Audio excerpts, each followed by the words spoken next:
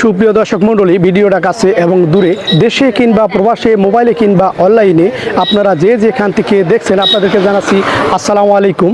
হিন্দু ধর্মীদেরকে জানাচ্ছি আদাব, আর অন্য ধর্মী যারা আছেন আপনাদেরকে জানাচ্ছি আন্তরিক ধন্যবাদ। দর্শক মণ্ডলী, আজকে কিন্তু আমরা চলে আসছিলাম আমাদের সেই রায়গঞ্জ জুলেখা পাম্পে এখানে তেল নেওয়ার জন্য। আমাদের এই জ্বালানি তেলের সংকটের কারণে আমাদের জনজীবনে যে অনেকটাই ভোগান্তি নেমে চলে আসছে। আসলে এই বাইকগুলো যারা আমরা চালিয়ে থাকি, আমরা কিন্তু অনেকে ব্যবসা করে, অনেকে চাকরি করে বা অনেকে ডাক্তারি করে। জ্বালানি তেলের সংকটের কারণে কিন্তু আমাদের জীবনে অনেকটাই জনদুর্ভোগ নেমে এসেছে। আসলে আসসালামু আলাইকুম। ওয়ালাইকুম আসসালাম। ভালো আছেন?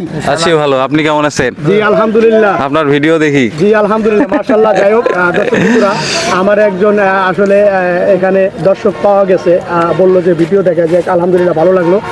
জি, আপনি কোথা থেকে আসছেন?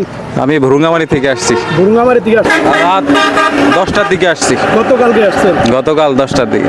গতকাল রাতের 10টায় আসছেন? হ্যাঁ হ্যাঁ হ্যাঁ। জি, আসলে দর্শক বন্ধুরা শুনতে পারলেন যে আমার এক হুজুর রাতের 10টার সময় সেই ভুরুঙ্গামারি থেকে চলে আসছে।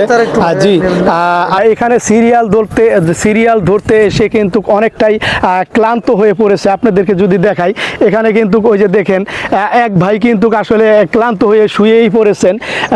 আসলে অনেকে কিন্তু এখানে রাত্রি যাপনও করেছেন।